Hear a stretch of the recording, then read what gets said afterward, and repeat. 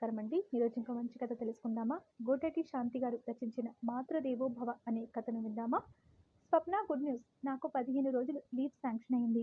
మనం వచ్చే వారం బయలుదేరి తమిళనాడు, కేరళ వెళ్తున్నాం. హ్యాపీగా చెబుతున్న రవీంద్ర స్వప్న వైపు చూసి, అదేమిటోయ్ అంత మంచి న్యూస్ చెబితే ఆనందంగా ఎగిరి గంతులేస్తావు అనుకున్నాను. అలా పెట్టావేమిటి మొఖం అన్నాడు చిరాగ్గా. అది కాదండి, మీ అమ్మగారు మనల్ని చూడాలని ఉందని, ఒకసారి రమ్మని మీకు చెప్పమని ఇందాకే ఫోన్ చేశారండి. పాపం ఆవిడ మనల్ని చూసి ఏడాది అవుతుంది. బాధగా అంది స్వప్న. మళ్ళీ మొదలెట్టావా అత్త నామస్మరణ? పెళ్ళైన 2 ఏళ్ల తర్వాత మనకి దొరక్క దొరక్క 15 రోజులు సెలవు దొరికింది. నేనిప్పుడే మా ఫ్రెండ్ రఘుకి ఫోన్ చేశాను. చెన్నైలో వాళ్ళింట్లో దిగుతామని. అక్కడ నుండి మిగిలిన టికెట్లన్నీ వాడు బుక్ చేస్తాడు మనమిద్దరికీ. అమ్మ దగ్గరికి మళ్ళీ వెళదాం. నాకసలు ఆ పల్లెటూరు అంటేనే చిరాకు. ఒక్కరోజు కూడా ఉండలేను. అమ్మేమో ఆ పొలాలు వదిలి రాదు చిరాగ్గా అన్నాడు. పోనీ వెళ్ళే దారిలో నెల్లూరులో దిగి 2 రోజులు ఆవిడ దగ్గర ఉండి వెళితే? ఆపు, అలా కాదు. ఈసారి మనం డైరెక్ట్గా చెన్నై వెళ్తున్నాం. మా ఊరు ఇంకోసారి వెళదాం. నన్ను విసిగించకు చిరాగ్గా అన్నాడు. పోనీ ఆవిడనే ఇక్కడికి వచ్చి కొన్నాళ్ళు ఉండమని అందాం అంది స్వప్న. ఆ పని మాత్రం చేయకు తల్లి. మనకి ప్రైవసీ ఉండదు.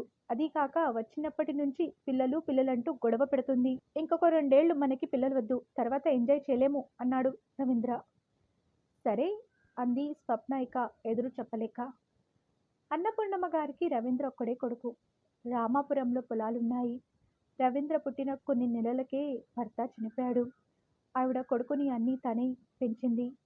కానీ ఆ ఊళ్ళో 5వ క్లాస్ వరకే ఉండటంతో 6వ క్లాస్ నుంచి నెల్లూరులో హాస్టల్లో ఉంచి చదివించింది.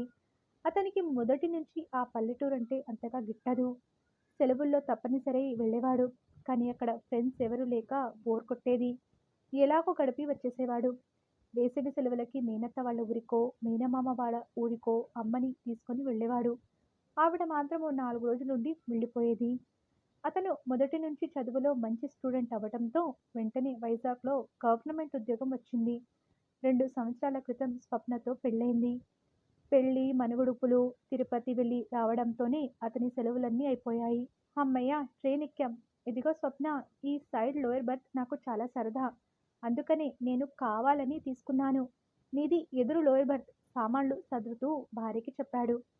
స్వప్న, నా బర్త్ మీద కూర్చుందాంరా, అన్నీ చూడొచ్చు అన్నాడు రవీంద్ర. రైలు కదిలింది. ఇద్దరు సరదాగా కబుర్లు చెప్పుకుంటున్నారు. ఇంతలో ఒక చంటి బాబుని ఎత్తుకున్న అమ్మాయి, ఏవండి, మీరు ఏమీ అనుకోకపోతే నాకు మీ సైడ్ లోయర్ బర్త్ ఇవ్వగలరా? బాబుకి మోషన్స్, జ్వరం. నాదేమో మిడిల్ బర్త్. రాత్రి వీడితో కూర్చోవలసి వస్తే ఇబ్బంది అవుతుంది రిక్వెస్టింగ్గా అడిగింది. అయ్యో, బాబుకి జ్వరమా? దానిదేముంది, మీరు ఇక్కడ పడుకుందురు గాని అంటూ తనని అడగకుండా మాట ఇచ్చేసిన స్వప్న మీద కొంచెం కోపం వచ్చింది రవీంద్రకి. ఇంతలో ఎదురుగా కూర్చున్న ఒక పెద్దావిడ, జ్వరంతో ఒక్కతివే బాబుతో ఎందుకు బయలుదేరావమ్మా అని అడిగింది. 10 రోజుల క్రితం మా అన్నయ్య వాళ్ళ ఇంటికి మా ఆయన తీసుకొచ్చి దింపి వెళ్ళారు. నేను ఇంకా 4 రోజులు ఉండి వెళదామని అనుకున్నాను. ఈలోగా మా వదిన వాళ్ళ అమ్మగారు పోయారని ఫోన్ వచ్చింది. దానితో నాకు తాత్కాల్లో టికెట్ కొన్నాడు మా అన్నయ్య. పొద్దుట వీడికి కొంచెం జ్వరంగా ఉంది. సాయంత్రం నుంచి మోషన్స్ కూడా మొదలయ్యాయి. అన్నయ్య స్టేషన్కి వచ్చి ఎక్కించాడు. ఆయనేమో రేపు చెన్నైలో రిసీవ్ చేసుకుంటారు అంది దీనంగా. పర్వాలేదమ్మా, కంగారు పడకు, మేమందరం ఉన్నాంగా. దాదాపు అందరూ హామీ ఇచ్చారు. రవీంద్ర అయిష్టంగానే ఆ బర్త్ ఇచ్చాడు. తాను లేచి పిల్లాన్ని పక్కావిడ చేతికిచ్చి సామాన్లు సద్రబోయింది. వాడు లేచి ఆవిడ ముఖం చూసి ఏడుపు మొదలెట్టాడు. తల్లి వెంటనే వాణ్ణి తను తీసుకొని రైలు జర్కి పడిపోబోయింది. ఆ అమ్మాయిని వారించి అందరూ తలో చేయి వేసి ఆమె సామాన్లు సర్దిపెట్టారు.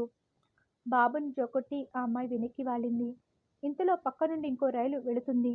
వెంటనే బాబు ఉలిక్కిపడి లేచి ఏడుపు మొదలెట్టాడు. ఆ అమ్మాయిని పెద్దావిడ, నీ పాలేనా అమ్మా, వేరేవి ఏమైనా పెడతావా? నేనే ఇస్తాను మొహమాట పడింది ఆ అమ్మాయి. మంచిది అమ్మా, మా కాలంలో బాటిల్ పాలు ఎరుగుదుమా మెచ్చుకుంది. రాత్రి భోజనం సమయం అయింది. అందరూ బాక్సులు తీశారు. ఆ అమ్మాయిని అడిగారు. లేదండి, కంగారులో మర్చిపోయాను. ఒక్కరోజుకి పర్లేదులేండి. దోసలు, పచ్చడి తెచ్చాను, తింటావా? పులిహోర తింటావా? నేను చపాతి తెచ్చాను. ఇలా అందరూ ఆఫర్ చేశారు. వద్దండి, బాబుకి పాలిస్తున్నాను కదా, వాడికి మోషన్స్ అవుతున్నాయి. నేను ఇడ్లీ తీసుకొచ్చాను, తినొచ్చు అంది స్వప్న. రవీంద్ర భార్యని మెల్లగా అడిగాడు. పిల్లాడికి మోషన్స్ అయితే తల్లి ఎందుకు తినకూడదు? పిల్లలకి పాలిచ్చినంత కాలం తల్లి పథ్యం చేయాలి. చాలా పదార్థాలు తినరు. కొందరు పిల్లలు 3 ఏళ్ళు వచ్చే వరకు కూడా తల్లి పాలు తాగుతారు. అన్నాళ్ళు తల్లి జాగ్రత్తగా ఉండాల్సిందే. ఆచితూచి తినాల్సిందే. నేను 5 ఏళ్ళొచ్చే వరకు తాగానట. రవీంద్ర తనలో తానే కొనుక్కున్నాడు. బాబు నిద్రపోయాక స్వప్న ఇడ్లీలు తినమని ఇచ్చింది. ఆ అమ్మాయి ఒక ఇడ్లీ తిని రెండోది తినబోతుండగా పక్క రైలు కూతకి ఉలిక్కిపడి కెవ్వమన్నాడు బాబు. అంతే, ఆ అమ్మాయి రెండో ఇడ్లీ పక్కన పడేసి చేయి కడిగేసుకొని బాబుని ఎత్తుకుంది. అందరికీ జాలేసింది. రాత్రి అయింది. అందరూ నిద్రలోకి జారుకున్నారు. మిడిల్ బెర్త్ పైన పడుకొని ఆ అమ్మాయిని చూశాడు రవీంద్ర. తను బాబుని భుజం పైన వేసుకొని జో కొడుతుంది. అతను అలా చూస్తూ నిద్రపోయాడు. ఇంతలో ట్రైన్ ఏదో స్టేషన్లో ఆగింది. వెంటనే పిల్లాడు లేచి ఏడుపు అందుకున్నాడు. రవీంద్రకి మెలకువ వచ్చింది. ఆ అమ్మాయి ఇంకా ఆ బాబుని ఎత్తుకొని జో కొడుతూనే ఉంది. అయ్యో, మీరు నిద్రపోలేదా? అడిగాడు రవీంద్ర. లేదండి, వీడికి జ్వరంగా ఉంది. 2 మోషన్స్ కూడా అయ్యాయి, బాధగా చెప్పింది. ఆ అమ్మాయిని చూస్తే జాలేసింది. ఈలోగా స్వప్న కూడా లేచింది. నేను కాసేపు ఎత్తుకుంటాను అని తల్లి చేతి నుంచి పిల్లాడిని తీసుకుంది. బాబు మాత్రం తల్లిని విడిచి ఉండటం లేదు. ఈలోగా ఆ అమ్మాయి కాసేపు బాబుని చూసుకోండి, నేను వాష్రూమ్కి వెళ్ళొస్తాను అని వెళ్ళింది. అవును, బాబు కోసం ఏమీ తినకుండా అంత పథ్యం చేయాలా? ఆశ్చర్యపోతూ అడిగాడు. అయ్యో, కామెర్లు అలాంటివి వస్తే ఉప్పు నూనె కూడా 6 నెలలు మానేయాలి అంది స్వప్న. నాకు రెండో ఏట వచ్చాయట, కొనుక్కున్నాడు. ఆ అమ్మాయి పిల్లాడిని తీసుకుంది. మళ్ళీ అందరూ పడుకున్నారు. రవీంద్రకి నిద్ర పట్టింది. మధ్యలో 2, 3 సార్లు లేచాడు. ఒకసారి ఆ అమ్మాయి బాబుని ఒళ్ళో పడుకోబెట్టుకొని వెనక్కి వాలి కలత నిద్ర పోతుంది. ఒకసారి భుజాన వేసుకొని అటు ఇటు తిప్పుతుంది. అర్ధరాత్రి వాష్రూమ్కి వెళ్ళడానికి బర్త్ దిగాడు రవీంద్ర. తిరిగి వస్తూ గమనించాడు ఆమె ఏడుస్తుందని. మెల్లగా భార్యని లేపి విషయం చెప్పాడు. ఏమైందమ్మా? అడిగింది స్వప్న. ఒళ్ళు కాలిపోతుంది, కళ్ళల్లో నీళ్లు తిరుగుతుండగా చెప్పింది. తడిబట్ట పెట్టి ఒళ్ళు తుడుద్దాం, కంగారు పడకు అని చెప్పి స్వప్న టిఫిన్ బాక్స్ ఖాళీ చేసి దాంట్లో నీళ్లు పోసి తన నాప్కిన్ తడిపి దానితో చెంటాడి ఒళ్ళు తుడిచింది. రవీంద్ర ఆ బాక్స్ పట్టుకొని సాయం చేశాడు. ఆ అమ్మాయి బాబుని సముదాయిస్తుంది. నుదుట మీద కూడా తడిబట్ట వేశారు. ఈ అలజడికి పక్క బర్త్ మీద పడుకున్న ఆయన విసుక్కున్నాడు. ఏమిటిది? తెల్లవాళ్ళు మేము నిద్రపోనక్కర్లేదా?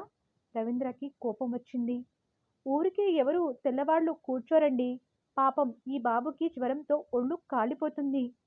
అంత జ్వరమున్న పిల్లాన్ని ఒక్కతి ఎందుకు తీసుకొచ్చిందో? మా అందరి నిద్రలు డిస్టర్బ్ అవుతున్నాయి గొనుక్కున్నాడు. రవీంద్రకి కోపం వచ్చి ఏదో అనబోతుంటే స్వప్న వారించింది. బాబుకి మందు వేస్తే పాలు మందు కూడా కక్కేస్తున్నాడు. ఆ కక్కు వాసన భరించలేకపోయాడు రవీంద్ర. స్వప్న కూడా ముక్కుకి పడ్డు పట్టుకొని కాస్త దూరంగా నుంచుంది. ఆ అమ్మాయి మాత్రం కొంచెం కూడా విసుగు లేకుండా చెంటాడి ఒళ్ళంతా శుభ్రం చేసి తన చీరంతా కూడా ఉచ్చుకుంది. బాబు పడుకున్నాడు. ఆ అమ్మాయి వాళ్ళిద్దరికీ థ్యాంక్స్ చెప్పింది. బెర్త్ మీద పడుకున్నాడు రవీంద్ర. అప్రయత్నంగా కన్నీళ్లు వచ్చాయి. మెల్లగా నిద్రలోకి జారుకున్నాడు. ఇంతలో టీ, కాఫీ అరుపులతో మెలకువ వచ్చింది. స్వప్న ఆ అమ్మాయికి కాఫీ ఆఫర్ చేస్తే వద్దండి అంటూ మొహమాట పడింది. అలా కాదని ఇస్తే ఆ అమ్మాయి మెల్లగా తాగుతుంటే బాబు ఆ కప్పుని చేత్తో ఒక దెబ్బ కొట్టాడు. కింద పడిపోయింది. ఆ అమ్మాయి తాగనే లేదు. స్వప్నకి ఎదుటి బర్త్లో ఉన్న ఆవిడ అడిగింది. మీరెక్కడికి వెళుతున్నారు అని. చెన్నై. ఇంతలో బాబుకి కొంచెం తగ్గిందేమో, నిద్రపోతున్నాడు. ఆ అమ్మాయికి నిద్ర ముంచుకొస్తుంది. ట్రైన్ స్లో అవుతుంది. ఏ స్టేషన్ వస్తుంది? ఈటీని అడిగాడు రవీంద్ర. నెల్లూర్. స్వప్న, మన సామాన్లు తీసుకో, దిగుదాం అన్నాడు రవీంద్ర. ఇది చెన్నై కాదు, నెల్లూరండి గుర్తు చేసింది స్వప్న. తెలుసు, దిగుదాం అన్నాడు రవీంద్ర. ఎదుటి భర్తావిడ, అదేమిటి, చెన్నై దాకా వస్తున్నానన్నారు కదా, ఇక్కడే దిగేస్తున్నారేమిటి? ఆరా తీసింది. ఇది మా అత్తగారి ఊరు, 2 రోజుల నుండి చెన్నై వెళ్తాం ఆనందంగా చెప్పింది స్వప్న. దిగిన వెంటనే రామాపురానికి ఒక టాక్సీ మాట్లాడాడు. అది బయలుదేరగానే చెన్నై ఫ్రెండ్కి ఫోన్ చేశాడు. ఒరేయ్, ఈసారి రావడం లేదు, టికెట్లన్నీ క్యాన్సిల్ చేసేయి, అమ్మతో 15 రోజులు గడిపి వెళ్ళిపోతాం అన్నాడు రవీంద్ర. అదేమిటి? అడిగింది స్వప్న. ఏమీ లేదు. ఆ 15 రోజుల్లో మన పొలం బేరం పెట్టో, కౌలుకిచ్చో అమ్మని ఒప్పించి మనతో తీసుకెళ్దాం. తర్వాత ముగ్గురం కలిసి చెన్నై ట్రిప్‌కి వెళదాం హుషారుగా అన్నాడు రవీంద్ర. మరి మీ అమ్మగారికి మన దగ్గర తోచదంటారేమో? ఏముంది? ఏడాదిలో ఒక మనవడిని కని చేతికిద్దాం. ఇక తోచకపోవడం ఏముంటుంది? ఏమిటి మార్పు? ఆశ్చర్యపోయింది స్వప్న. ఏమీ లేదు. అమ్మని చూడాలనిపిస్తుంది ముక్తసరిగ్గా అన్నాడు రవీంద్ర. నెల్లూరు అనేసరికి వాళ్ళమ్మగారు గుర్తుకొచ్చి ఉంటారు అనుకుంది స్వప్న. కానీ తన కనువిప్పుకి కారణమైన ఆ అమ్మాయిలోని అమ్మతనానికి మనసులోనే కృతజ్ఞత చెప్పుకున్నాడు రవీంద్ర. మీకు ఈ కథ నచ్చింది? లైక్ చేయండి, షేర్ చేయండి. మరిన్ని మంచి కథల కోసం మా ఛానల్ని సబ్స్క్రైబ్ చేసుకోండి. ధన్యవాదములు.